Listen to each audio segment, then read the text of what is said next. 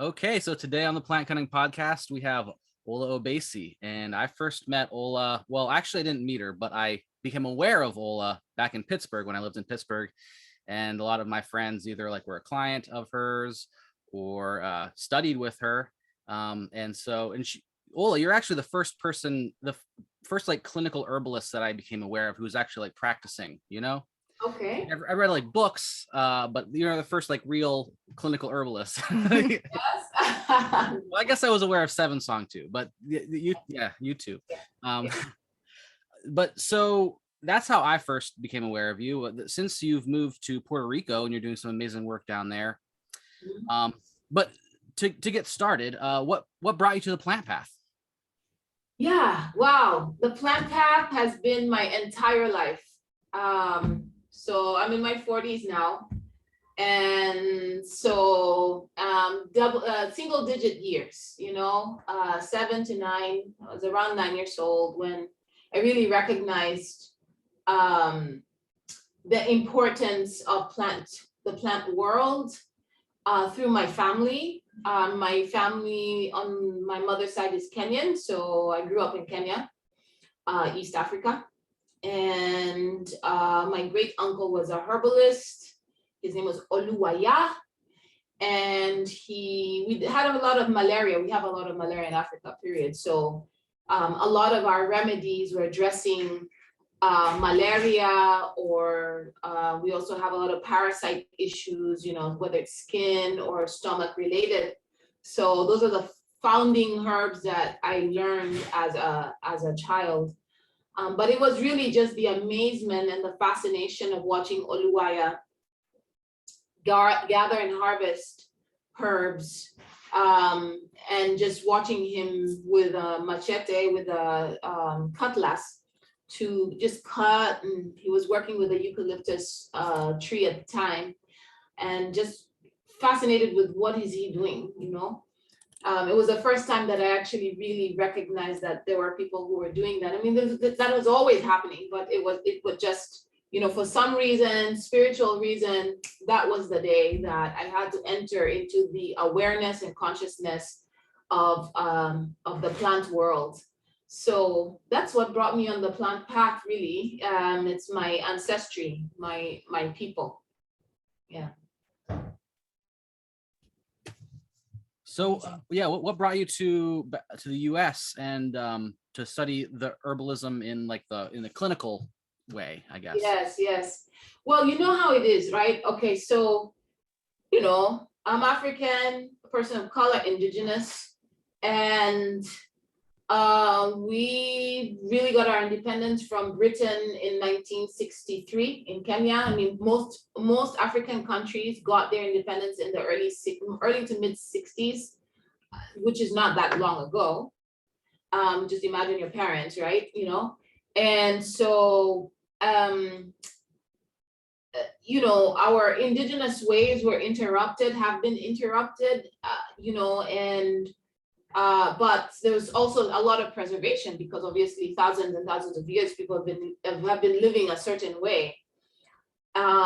So going to the US or going to England or going out abroad for us was a big deal, because of that colonial aspect, that achieving to be like those who colonized us is a better achievement than achieving what we already have developed for thousands of years within our own communities.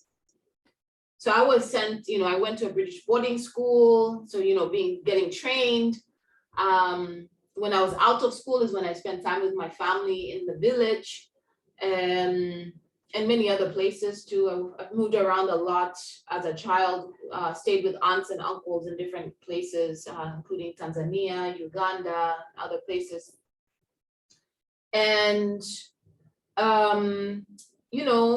eventually when I finished, I had actually a scholarship to go to Ireland, but my parents didn't want me to be an artist. I had an art scholarship. So my father wrote my application for Ohio State University and filled it up for pharmacy. This was without me knowing. So I was going to be a pharmacist. I had to be a pharmacist. I was going to Ohio State to be a pharmacist. I was 16. I graduated very young. And, pharmacy wasn't for me. I actually at that time was super in touch enough to understand those lectures that didn't mean enough to me. So anyway, keep on going with life. I had children very young. I finished school very young, so I had children very young. And I used to use herbs to work with my children. And everybody in the community would ask me about herbs, and I'm like, yeah, just use this, and I would use them for I had home births, so I'd have, all these herbs I'll use after my births and prepare for my births, and people are just so fascinated. My midwife was fascinated. And then I was like, you know what, I think I need to study this, and to speak of validation, even just like, it's nice to have the knowledge from your indigenous background, but it's not seen as anything heavy in the world. When you have these letters after your name, doctor, masters of science, and all these certificates, is when the superficial world recognizes you. So in a way, that was my reason for going to clinical herbalism school, was to be a high achiever, to kind of make my parents proud, but also to have the double education of the clinical way, which kind of like assists with the Western conventional integration. And then, of course, I have my background as an indigenous medicine person. Yeah. And now you live in Puerto Rico, right? Yes, now I live in Puerto Rico, and I moved here 5 years ago, but I've been coming 5-6 years prior. And I met through an indigenous man in Pittsburgh, actually, Taino from Cuba. Miguel Sagué. Yeah. Yes. Nice. Through Miguel Sagué, at that time, I was coming to Puerto Rico, and he was like, please go greet my friend in a place called Jayuya. And so I went, I made my way up the mountain, got there, sent the message, and this woman looked, and I looked at each other. We looked nothing alike. She's like round and short. I'm not that tall, but I'm not round. Mm-hmm. She's got green eyes. She's very fair. And we looked at each other, and we were like, you were like my daughter in a past life. I was like, I know. Yeah, I see. It was just this surreal, I feel like I'm lying, when I retell the story type of situation. Mm-hmm. And it was joyful, and we've never been able to separate. Wow. Amazing. I went home with her the next day. Yeah. And you're like, this is home. It's supposed to be a stranger's home, like, what are you thinking? But I couldn't separate from her. We couldn't separate. And then when I went back to Pittsburgh, I just phone calls every day. It's like lovers, we just separate. Amazing. Yeah. So it diverted my whole trip to go back to Africa. And I was like, I'm going to Puerto Rico. Okay. You came home. I came home. Yeah. Came home, to like a mother of a past life, Yeah. and I needed her. I mean, there's a lot of things that happen with our parents, right? And so there are parts of her mothering to me that my own birth mother wasn't able to do. That's so special. Yeah. It's really cool. Yeah. And so what do you do now on the day-to-day as an herbalist or teacher? Like what are you up to?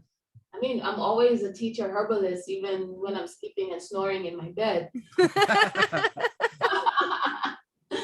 So it's in seriousness, day to day, my day pretty much is occupied. I mean, I think I'm a 12-hour working person. I mean, with breaks, of course, and a lot of flexibility, a lot of work at home. I do have a shop. I'm closed for this month just via appointment because I'm working on renovating, just painting, simple renovations, just painting and redesigning the space because I'm shifting it to a tea shop / apothecary and everything else that it is. But my day-to-day is basically, working with the school, working on the coursework, teaching classes, local and online students, seeing clients. I have select days where I see clients and do that. And then I'm also part of the Taino community here because my godmother adopted me. And so I am adopted Taino myself. Yeah. So I have lots of work to do in the community. And what is your school? My school is Well of Indigenous Wisdom School. Excellent. And so people can find it online if they're interested in learning more? Yes. Just go online, wellofindigenouswisdom.com. Yes. Without the school. Okay. So wellofindigenouswisdom.com. Excellent. Yeah. And I'm also curious, like you spoke to your day-to-day now, I'm wondering what has changed for you over the last decade or two, as an herbalist and in your travels, like what has changed and what has stayed the same? Yeah. Well, what has stayed the same is that I never want to leave the path of healing and herbalism. I've always been that way since 7-9 years old. So that's just become more and more firm and more of course mature, right? Because I'm not 7 now, I'm a different age. And what has changed is I've traveled a lot. I've gone, I really love, even though I'm African and I love Africa, and there are various personal family issues, quarrels over land and property, and seriously not very good things have happened to me when I've tried to move back to Africa. So I took that with sadness initially and anger, but then I eventually realized that I'm not meant to move back, at least not now, because of all these events that have been happening with my family and just other personal things. But I really love Latin America and the Caribbean. I love it. I've been to Brazil and Mexico and where else have I? Ecuador. I just love this area of the world. And in these travels around these areas, I've come to connect with spirituality in a deeper way. So, my path as a herbalist has become more and more spiritual. And it then took me back home to Africa, to my father's people. My father's people are Nigerian, and we have a very strong culture that's preserved even despite of colonialism. And then I received a lot of initiations there, and I follow the path of indigenous spiritual practice from my father's people. That's really cool. Yeah. So how has your practice of herbalism and herbalism like changed depending on what environment that you're in, like whether you're in Africa or Latin America or the Midwest? Mm-hmm. Well, the herbs are different.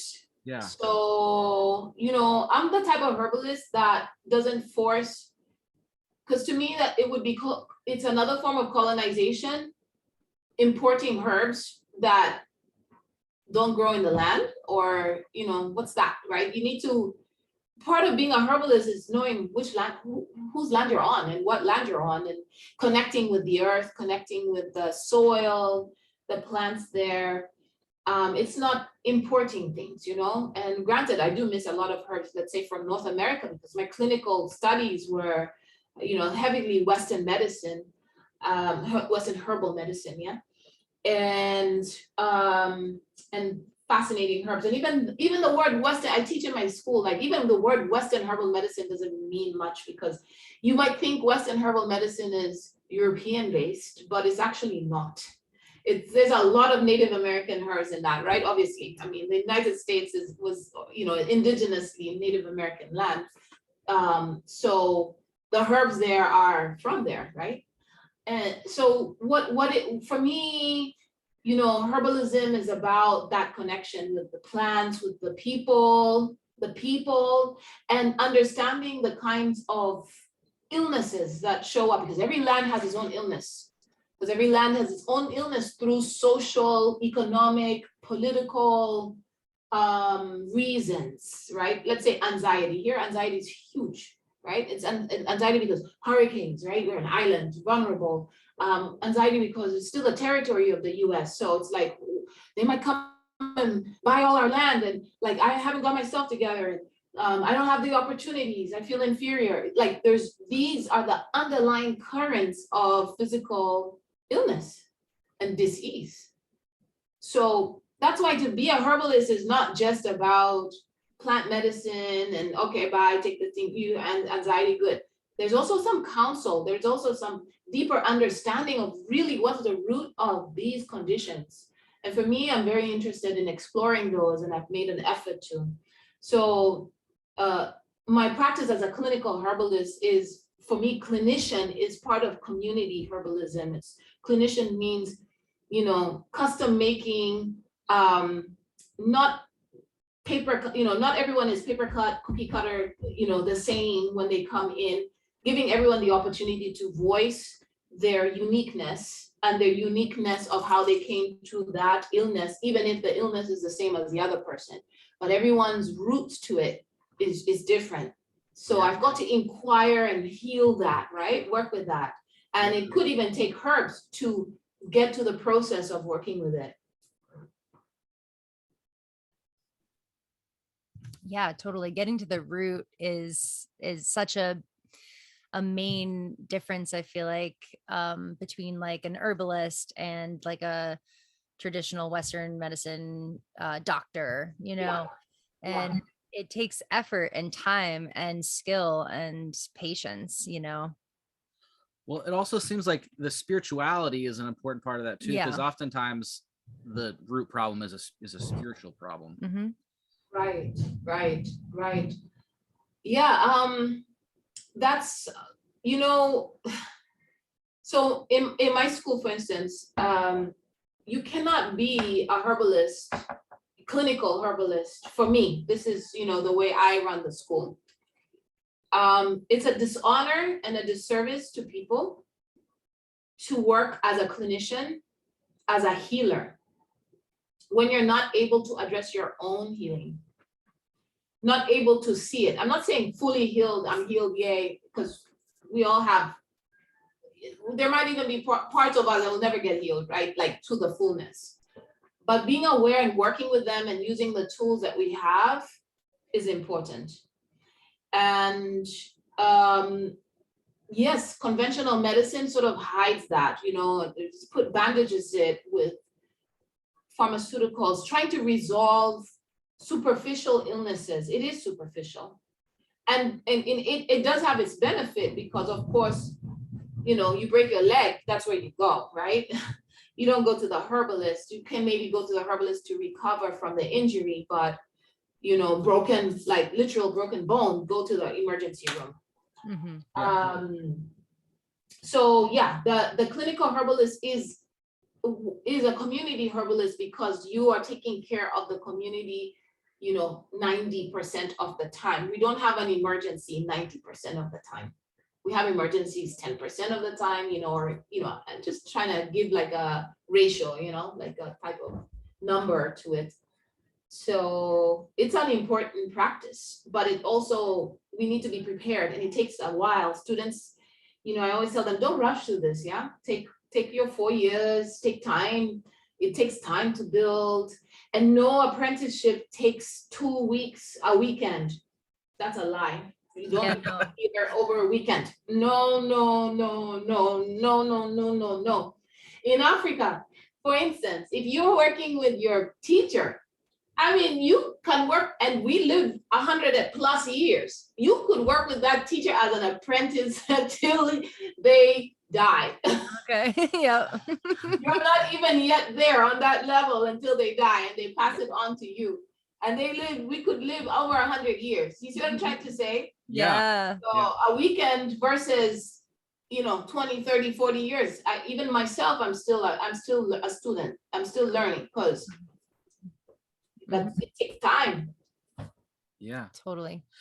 So you mentioned initiations into your father's Nigerian spiritual. Mm-hmm. So is that speaking as the herbalist has to be healing their self, Yeah. and a lot of the problems are ultimately spiritual. Yes. Do those sorts of things help you be able to help people, or do they help people like directly? You know what I mean? Like, The spiritual the practices. spiritual practices, yeah, and like initiating. Is that more about like healing yourself, or does that also like allow you to heal people more directly? Mm. Those traditions. Well, do you know that my father was, he was a man who gave to the world, but he wasn't a man who gave to his family. Oh, yeah. So the world was his family. Right. He got a lot of high from that. He was a scientist. He was really brilliant. So for him, that was important. And we all of his children, us all, suffered from that. And so when he passed away, his brother, who was a very much younger, because my father was so much older. My grandma had him when she was about 15 years old. And his father passed away when he was 7. So he had a lot of struggles. And my grandma, had children up till, again, this is an African thing. We have children in our 50s, 40s, 50s. We're not saying, oh, we're done. We're, whatever. If it happens, it happens. And so some of his siblings are from my grandma who had children in 40s, right? And he was born when she was 15. See what I'm saying? So he was like a father to his siblings. And so I think that's where his desire to not father came from, because he was already fathering these kids. Anyhow, we suffered. We, his children, suffered a lot. I still have my own yearnings for my father being more closer, more at home than outside. But I'm proud of him that he was able to do what he felt he needed to do. With that said, when he passed away, my uncle, who was one of the younger siblings, called me home and said, you need to come home. You need to come home. Don't be mad at your father. Come home and we need to bless you. And that began the journey. So it was for myself. And you know what? It did help me to become a better herbalist, a better healer, because I was more grounded, right? I think a lot of clinical herbalists don't continue clinical herbalism because of these kind of things, your own personal issues. That's why I keep saying we have to do our own inner healing to be healers, to be herbalists, to hold space. Someone will share a story, and then many times I've had clients share stories, and they hit home. They hit like spaces where I'm like, oh, that's a lot like my story, right? But this is not my consult. So having to keep that, if I hadn't dealt with my own or not dealing with my own healing, then that changes the way I am as a practitioner and holding space for my clients, right? So the initiation was able to initiate me into a different level of Olatokunboh as a herbalist and as a healer. And it made me stronger, and it makes me stronger till today. This way, it also gives me tools, so it's both, I'm answering both your questions as yes for both sides, because it also gives me tools to help my clients, of course, not pushing them to be, African spiritualists, but looking for the overarching language, which is universal, that specific way speaks of.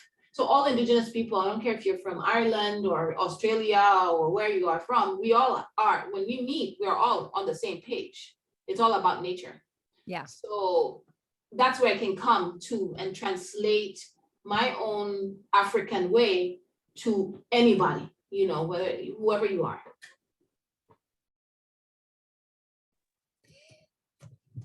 Just a question about your students actually, and your school. Like, how do you encourage your students to do that own spiritual work, like, and to look at their own traumas and shadows and things like that? Like, do you have tools that you can offer to beginning herbalists here?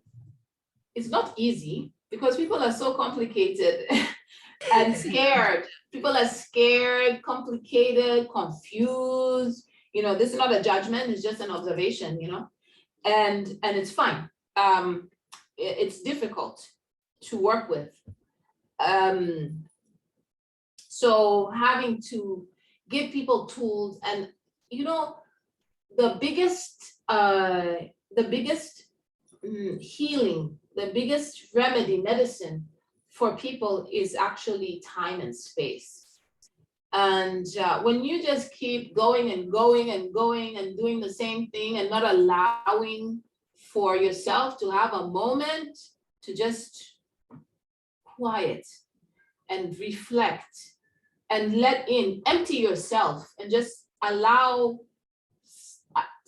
spirit to come in. Those are the ideas, Have you ever thought about this? I used to do this when I was a child. I used to think about it like, where are my thoughts coming from? Yeah. Yeah. Mhm. There's like this tube with thoughts coming into my body. It's just out there, ethereal, right? And we come up with solutions in those moments of silence when we empty, right? All the thoughts, worries, conversation, we just empty. And then we're like, oh, got it. So if we can practice more of that, we will be a lot better people. And I think the Buddhists and the Hindus have it correct with all the chanting, which we do a similar thing anyway, meditation, which is silencing and practicing that. All that is those are really good tools. So these are the kind of things that I expose to my students. I have readings, books that I recommend. And so those 2 books written by 2 indigenous people, one from Africa and one from North, the Lakota people. So in those books, there are practices. So my students need to practice those practices. One is called My Body, My Earth, which is a practice of somatic archaeology. So having to dig in and find bones, fossils, memories, and then excavate them, and how to work with what you're excavating, letting it go so you can move on. Yeah. So that's what I expose to my students in a nutshell. And then of course they're able to access me and talk to me. And my daughter is a very good astrologer. We do astrology Really? together, and I've given her that, so she's really great. And so she also helps with the whole picture. Yeah. I didn't know you were into astrology too. I'm getting really obsessed with it. So, Yeah, for a while. So you got to think about it. I'm from Kenya. So Kenya is right by the Indian Ocean. I have to explain this all the time to people because people don't remember. In here in the Americas, people's minds, like Africa and the rest of the world, is just so you can't really understand it, right? And it's very different, right? Asia is different, Africa is very different. Anyhow, Kenya is by the Indian Ocean. So India is not far away from Kenya. And Egypt is not far away either. And a lot of our ancestors come from Egypt. So a lot of Egyptian, Indian things, what has been brought into the Western world are actually what we do. But we just have an oral tradition and no books and people who've written about us and gone out there. So you don't know, but actually that's we do very similar things. We just don't speak Hindu. We speak our own language. Yeah. So I have to explain that a lot to people. Yeah. So astrology is mathematics, is sacred mathematics, is very important in our traditional indigenous ways. Amazing. It's great to have all these tools in our toolkits. Absolutely. Whatever our creator has gifted us to use to help us along our path of life, we need to use them to be happier. Definitely. Definitely. Yeah. And thank you for that advice and for the reminder to take space for ourselves to like process and digest our experiences, and to not just go and sort of leave the healing work for later, and when things come up, like really look at them. Yes. That's advice that I definitely need to hear, and I think can benefit all of us. So it's such an indigenous way to go through rites of passages, and rites of passages are not easy, right? It's the meeting the lion, it's meeting the bear, you know, you go out by yourself. It's those stories that you hear from indigenous lands all over the world, you know, so and so reached his age, adolescence, and now, you know, he had to go out and he wasn't, you know, and he met the you know, the jaguar, the bear. It's usually something like really right, and that's what we do. Yeah. In our silence, we're meeting the jaguar, the bear, the lion, and we have to face it. And if we run away from it, we don't get through. Just like the stories, you know, they're always end stories of how victory over the bear, you know, and or the jaguar or the lion. So it's the same thing. We have to sit in our silence, be in that solitude, give ourselves that time of separation for ourselves, and meet the scary things so that we can overcome them and be better family members to all human family members, relations. For sure. And this brings me to another question I had about adaptability. You know, Yeah. you're someone who has been able to travel to these different places and understand the different lands and the plants there and the peoples and the problems, as you were talking about before, of each land. And it's so important these times to be able to just be adaptable so that we literally survive. So how do you recommend, or how do you yourself go with the flows of life, and what can you share with us? Well, you know, in this time of climate change, which, you know, I have my own view of climate change because the word is limiting to me. I really do believe that nothing stays the same. So climate change for me is a transformational time. There is irresponsibility that we as human beings and doings are doing to the planet. And so this transformation time is holding us accountable for our irresponsibilities, right? Yeah. That's how I see it more than like climate change, you know, because even in Yeah, like, that, blame there's the climate. capitalistic, huh? It's like, don't blame like the climate or the earth. It's like, right. That to me it doesn't make sense. yeah, totally. And there is a lot of capitalistic opportunities on that climate change, by the way. Yeah, that doesn't make sense. Right. And I even bought into it. Let's say recycle bags, right? Which are made out of plastic bottles. But when you're done with the bag and it's torn, it's still plastic, like little threads of plastic. It's worse than plastic bottle. It is. It goes in the floats in the water, and those little threads goes to the animals. So is that really a climate change, save the environment cause, right? I just got bought by the capital that I got, yep. yeah, so anyway, with that said, there's so many things, right? So with that said, I'm like, let me wait, moment of silence. Let me think about this climate change. What would my ancestors say? So it is a time of transformation. Our planet has transformed many times, several times, right? Yeah. And we should transform. I think we should, where our consciousness is rising. Even diseases like COVID help us to become, we're different from prior to COVID. So we have to see the good opportunities of what's happening and leap into them, not fight against them and try to keep things the way they were. That's what causes problems. So as far as adoption, you know, even being adopted Taino, for instance, here, right? A lot of people, there are some people who don't like it because I'm Black, you know.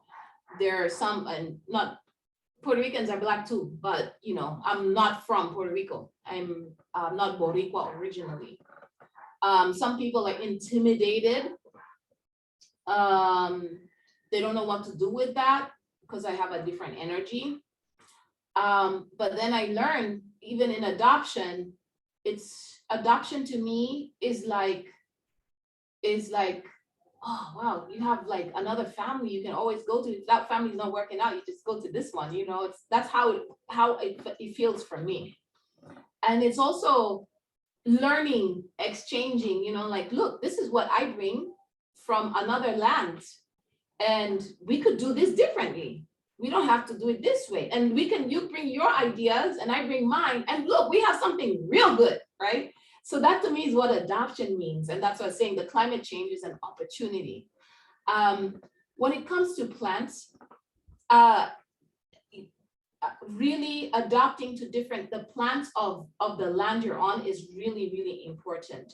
And how do you enter the doorway is you've got to, again, go into the silence and sit with the plants. Respectfully ask people who know about the plants, respectfully, right?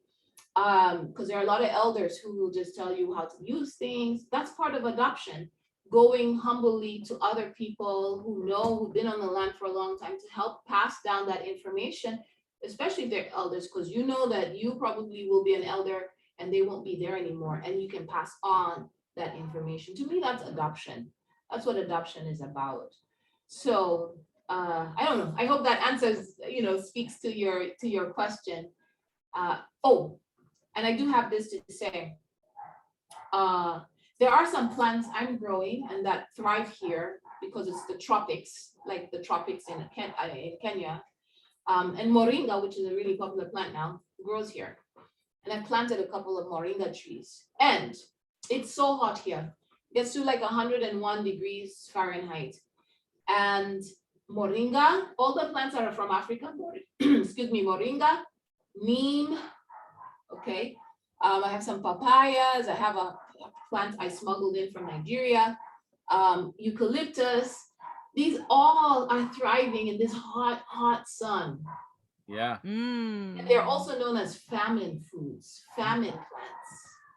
So adoption, if we're talking about climate change and areas that are going to get really hot, means that we need to plant plants that can thrive in those climates.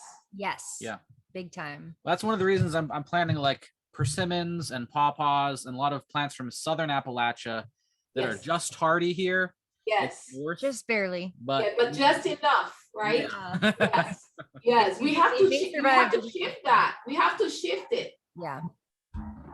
Yeah, that's come up a lot in our conversations on the podcast of people noticing different changes and then the solutions that they're coming up with and the plants that they're putting in that will adapt to higher winds or higher temperatures or cooler temperatures, cooler, drier areas. This Moringa, it doesn't need water, and it provides all these leaves. And you know that Moringa, the whole plant is medicine, and the leaves can be eaten like spinach. You know, it's in Kenya. That's how we use it. So I've got food there always, full minerals. You know, and so not to struggle with watering kale.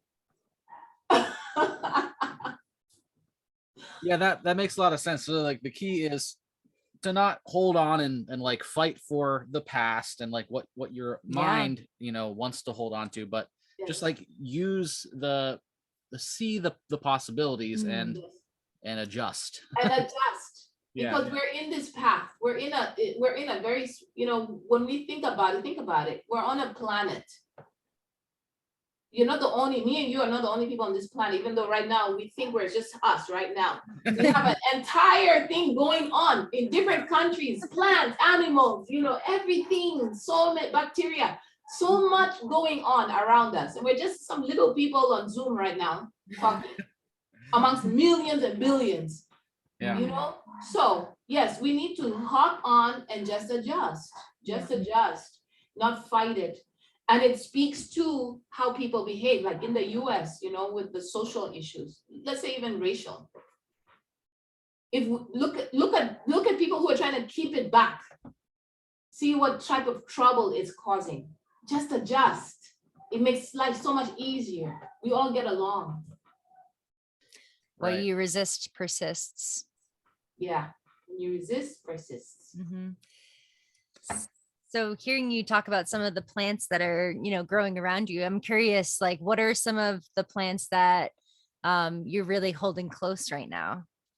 Oh, I'm definitely holding close to my bitter leaf. That's the one from Yeah, grows like a big tree. I'm looking at it right here. Oh. I have it right in the front of my house. It's huge now, but it's a Oh. protector. Mm. I have rue. My rue, I really like my rue. You know what is really volunteering itself on the land here is holy basil. Holy basil is Nice. another very resilient plant. And it grows like a big shrub, and I actually have one volunteered right in front of my house Oh. as a little tree, a little shrubby little tree, and it's you know, they say that holy basil, it is said in Hindu texts that it's a spiritual plant, and you know, if it volunteers outside your house, that's a really good thing, which it has. Oh. I love that. Yeah. I have eucalyptus, as I mentioned. I have neem. I have a lot of succulents. I have a lot of aloe vera. Hmm. I have mother-in-law's tongue, which is it's used a lot as a house plant in the north, but here we use it as medicine. Mm. I have what's called everlasting life. I mean, it has many names: never die, everlasting life, or life leaf, and that is called kalanchoe. That's its botanical name, and there are two types. But anyway, I have both types here. That's very good for cancer and very good for abnormal cell growth. So it could be benign or malignant. I have a lot of oregano, which is pretty succulent as well. It's the broadleaf oregano. Oh yeah. So that's very, very, we call it oregano brujo here, which is the, you know, the oregano, that's the wizard, right? The great wizard. I have two types, full green leaf, and I have green leaf with white boundary, how do you call it? Yeah. Border. Border. Mhm. Border. Yeah. I have planted plantains as far as food, lots of bananas that volunteer themselves here. Bananas grow children, so they do their underground communication and network. Uh-huh. I have lots of papayas, and I have African Tulsi. Nice. Oh. Yeah. Another famine plant. It is thriving. It's like dry and hot. Yay! Growing. It's like I'm in Africa again. Sahara Desert. Yes, it's really like growing out there, and it's great. So powerful. It's kind of like holy basil, but it's on a different level in that it's really strong medicine for stomach aches or headaches. You know, it really moves energy out. I have white sage, mugwort, the mugwort one. Yeah, so I have a few things: rosemary, ginger, turmeric. I have a lot of things going on over here. I have tobacco. Nice. Wow. Yeah, that's a nice garden. Yeah. Yeah. I have Puerto Rican tobacco. So Oh, awesome. I'm curious if there are any plants that you miss from like North America, from like Pittsburgh. yeah, I do. And when I go back to Pittsburgh, I'm always excited. And you know, this last time I was in Pittsburgh, I stopped with my daughter on the roadside because Queen's Annie's lace and mugwort were all up, you know, waving on the roads. And I was like, you guys, how can I just pass these plants? So I stopped. And we got out of the car, and I already had a plan. I had my bag and scissors, and people kept stopping. Are you okay? Is everything all right? Are you all right? Do you need help? And I'm like, don't worry about it. I'm just a herbalist. We crazy people. We like cutting plants along the roadside. Oh, really? What's that? You know? Yeah. Oh, okay, whatever. I was like, okay, just don't worry. We good. Thank you. Yeah. So I came back with a lot of mugwort. I love mugwort. Yeah. I love mugwort. Me too. I love it. I brought back some mugwort. I love goldenrod. Yeah. Okay. Which will come up later. It's probably now September, between now and September. I Just starting to like think about it right now. Starting to grow, yeah. I just love everything. I love all the plants. I brought back sumac. Oh, nice. Yeah, sumac's great. Yeah, I missed sumac, so I was like, oh, let's get that. You know, I smuggled it back with me. Nice. Let's see. And I do miss, you know what I miss? I miss picking the dandelion flowers in the spring. Yeah. Oh, I miss picking the crocuses, Mhm. the crocus threads. I do miss that first spring, those first spring plants. I think I love first spring plants more than anything. Yeah. Yeah. I think it's because I don't like winter. yeah. So when I saw those plants, I was like, yes, Yeah. it's warming up again. Yeah. Sorrel and the violets. I miss those, the beautiful colors of the low-lying herbs. Yeah. We have a really deep, long winter here, and I definitely relate to that feeling of those first spring flowers. And I had a friend who was like texting me pictures of her spring flowers that were coming up in California, like 2 months before I was gonna get any spring flowers. And I was like, can you just like stop? Like, Yes. wait, give me one more month, because this is actually depressing me because there's 3 feet of snow outside. Yes, yes. Oh my gosh. Yeah. So that spring for me is so exciting. Yeah. You know, and in the traditional Chinese medicine wheel, you know, the sound for spring is excitement. It's that teenage person, you know, that adolescent who's just like, yeah, woo-hoo. Woo! I think I stick there a lot. That's awesome. Yeah. Yeah. Sweet. Are there like different seasons down there? I mean, like what I like about the north is, you know, you have like distinct seasons, you know, and like the spring is so wonderful because the winter is winter. Long. Yeah. It's winter, you know. But Well, you know, the tropics has its own seasons too, yeah. like rainy season, drier season. Rain, yeah, it's the 4 seasons. It's wet, dry, hot, and cold. Okay. Okay. Cool. But it's not winter cold. I Right. mean, you know, I'd be dressed like this in the cold season. Right. But you can feel the earth cooler, like the Yes. heat's not rising. There's a different energy, and then different plants flower. Okay. Yeah. So here, I find most of my plants here flower in the cold, dry season, I would say. So, you know, and one entering the other. But that would be around November, December, January, February. That's when a lot of plants flower. So that's the time to come visit you. Yeah. When it's like very Oh my God. Yes, yeah. That's hot. Don't come here now. Yeah. Okay. You're never gonna like it. I love it, but you know. Right. Yeah. Yeah, no. we had 90 like 2 days ago, 90 degrees Fahrenheit, and it was about 100% humidity. Oh wow. Yeah, you That couldn't was- breathe, right? I was useless. I like literally just couldn't do anything. Yeah. Yes, it's too humid. For me, I like that, you know. I like the humidity. I like all that. Yeah. But I grew up with that, so it's a little, you know, Mhm. Yeah. yeah. So I guess we have time for one more question.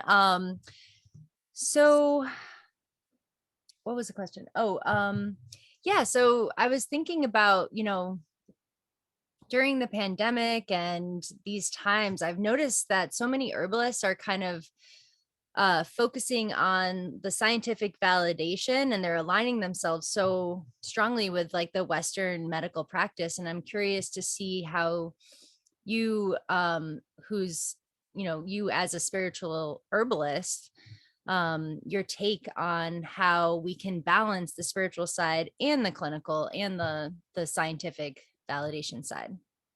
Yeah, okay. Well, yeah, I think that a lot of herbalists who don't have a spiritual practice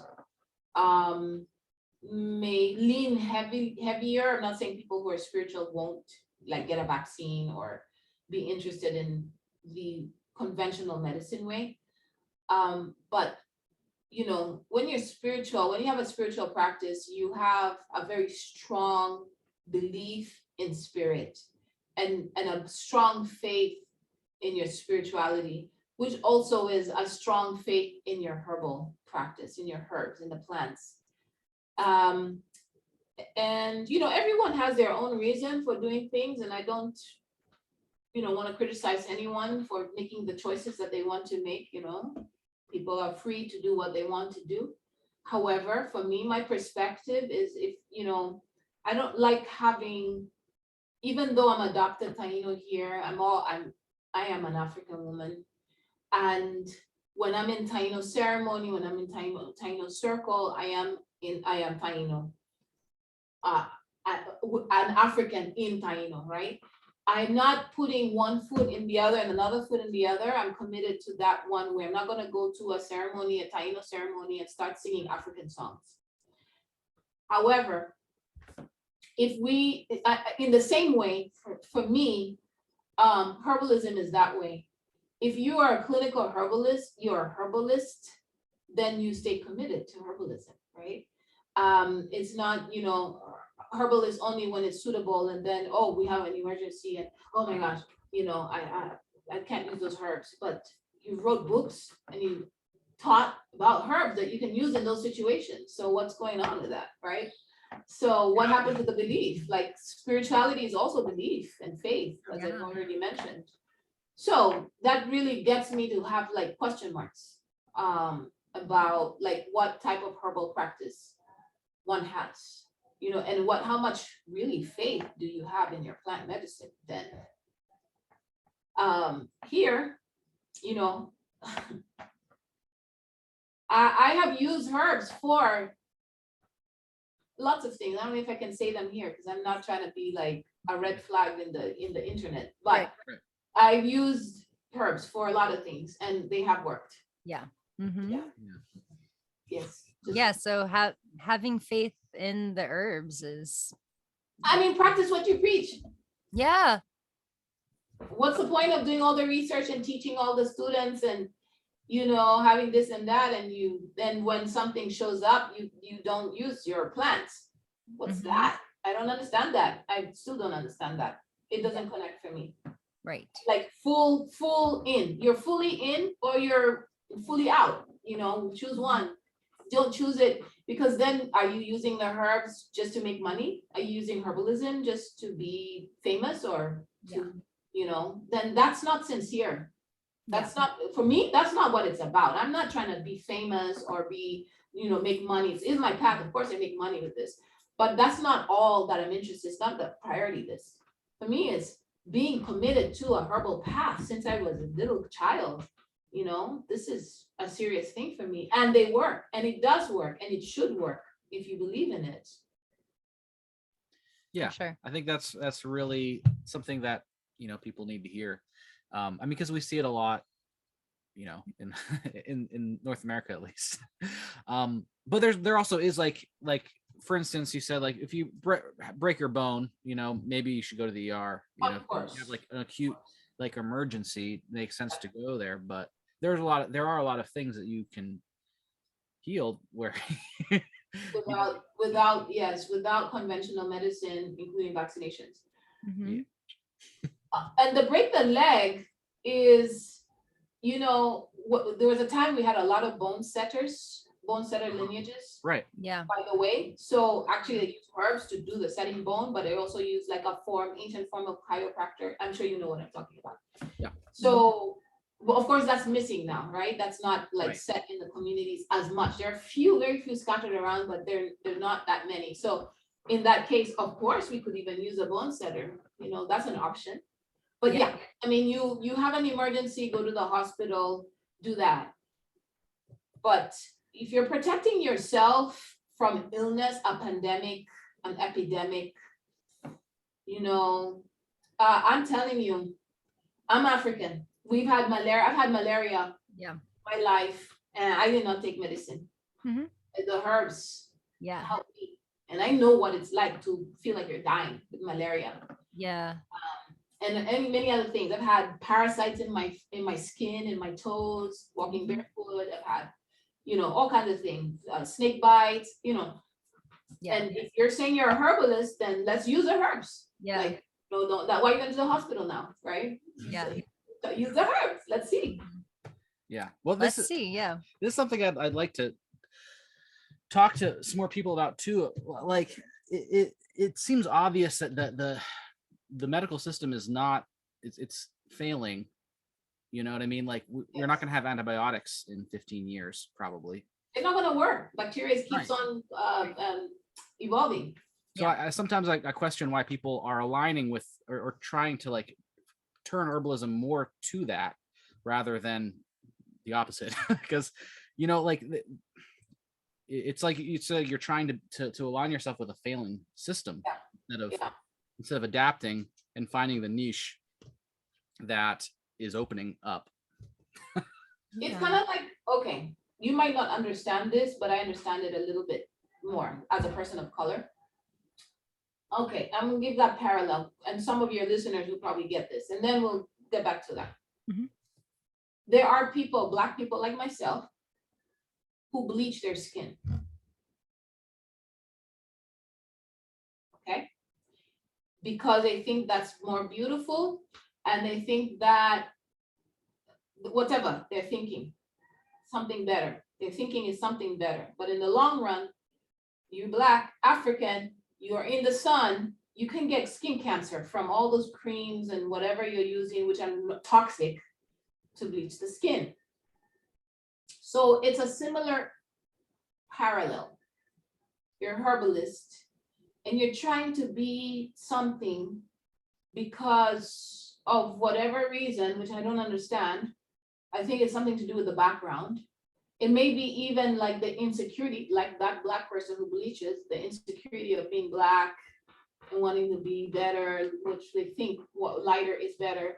So it's the insecurity of, I'm a herbalist, people don't take me seriously, it's not as valid, you know, I can talk like doctors.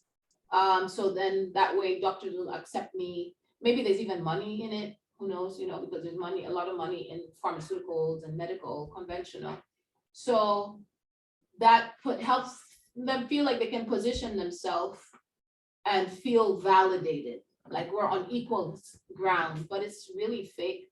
And any moment, just like the bleach person, you can still receive racism. You can still receive, you're still a herbalist. You will still always have the inferior complex inside. So why not just chuck that out and just be a herbalist and forget about that? 100%. I feel you. Yeah.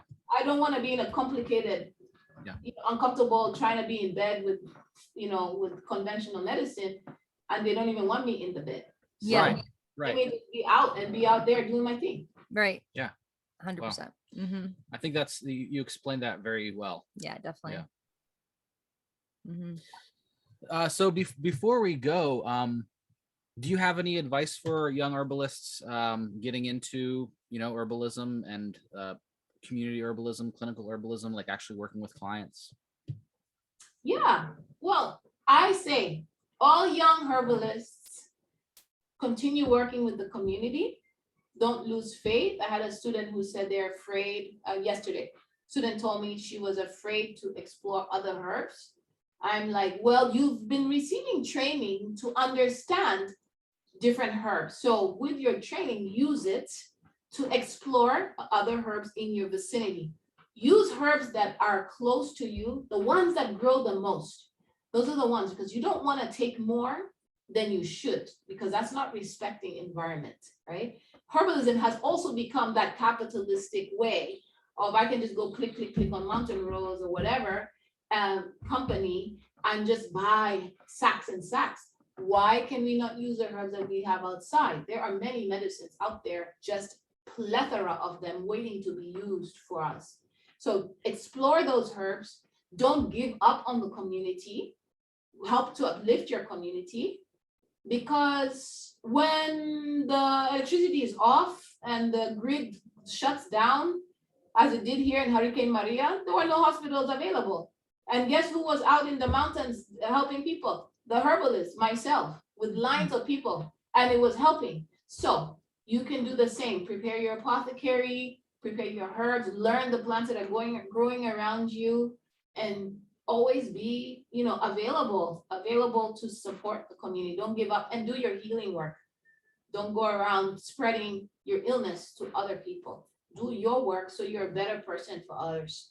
That's my advice. And last but not least, continue to respect your teachers and your honor your teachers, which include your plants and your environment and the animals, because herbalism is kind of like a martial arts lineage. If you think Yeah. about martial arts, your teacher was sensei, blah, blah, and through sensei, blah, blah, I inherited this way, even though it's a little modified, but it's through this. And that's how herbalism is. It's you Mhm. honor your teachers who are like your ancestors, and their spirit helps you to be a stronger herbalist. So, you know, make sure that that's in the forefront as well. Mhm. Even if they may disagree with you about certain things. Mhm. Yeah, I know, but they may Right. disagree. We're not all gonna agree, and it doesn't matter. We can still love each other and disagree. Yes. Yeah, exactly. Yeah. Yeah. Totally. Well, this has been one of my favorite podcasts, actually. This has been awesome. Yeah, I really enjoyed this. Thank you. I enjoyed talking to you too. Thanks for such great questions. Yeah, Yeah. well, thank you for being on the show. Yeah. And tell folks where they can find more information about you again. Wellofindigenouswisdom.com. Okay. All right. Thank you so much.